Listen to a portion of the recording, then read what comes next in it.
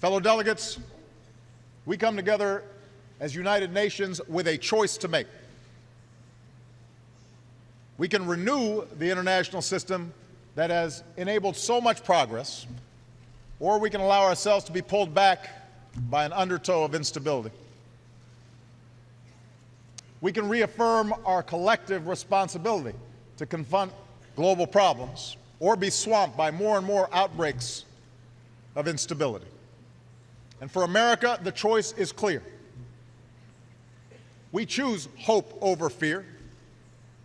We see the future not as something out of our control, but as something we can shape for the better through concerted and collective effort.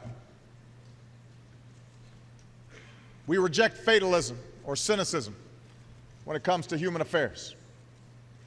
We choose to work for the world as it should be, as our children deserve it to be. There's much that must be done to meet the test of this moment. But today I'd like to focus on two defining questions at the root of so many of our challenges. Whether the nations here today will be able to renew the purpose of the UN's founding, and whether we will come together to reject the cancer of violent extremism. First, all of us, big nations and small, must meet our responsibility to observe and enforce international norms. We are here because others realize that we gain more from cooperation than conquest. 100 years ago, a world war claimed the lives of many millions, proving that with the terrible power of modern weaponry, the cause of empire ultimately leads to the graveyard. It would take another world war to roll back the forces of fascism, the notions of racial supremacy, and form this United Nations to ensure that no nation can subjugate its neighbors and claim their territory. Recently, Russia's actions in Ukraine challenge this post-war order. Here are the facts. After the people of Ukraine mobilized popular protests and calls for reform, their corrupt president fled. Against the will of the government in Kiev, Crimea was annexed. Russia poured arms into eastern Ukraine, fueling violent separatists, and a conflict that has killed thousands. When a civilian airliner was shot down from areas that these proxies controlled, they refused to allow access to the crash for days.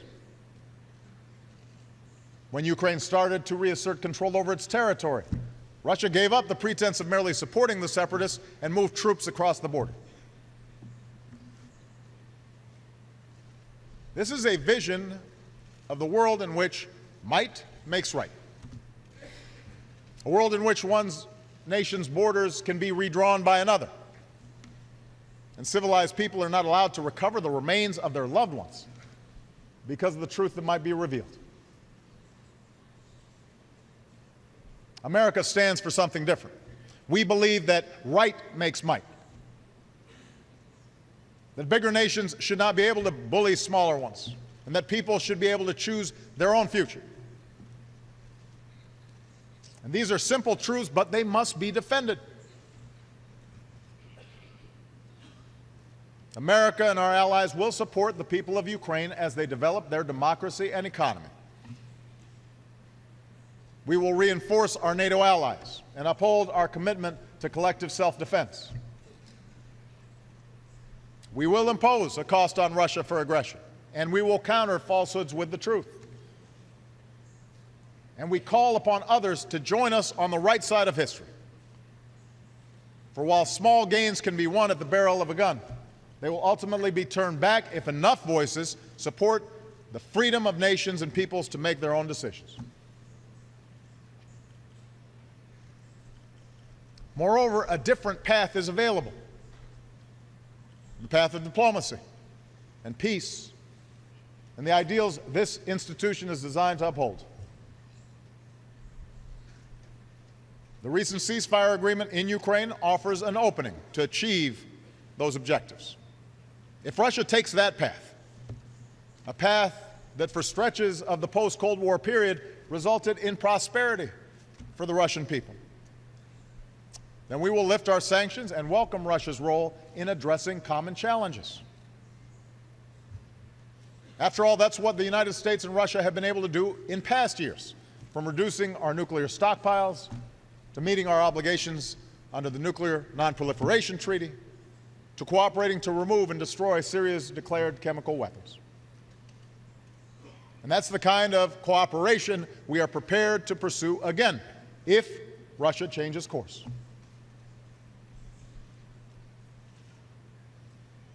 This speaks to a central question of our global age, whether we will solve our problems together in a spirit of mutual interest and mutual respect, or whether we descend into the destructive rivalries of the past. When nations find common ground, not simply based on power, but on principle, then we can make enormous progress. And I stand before you today committed to investing American strength, to working with all nations to address the problems we face in the 21st century.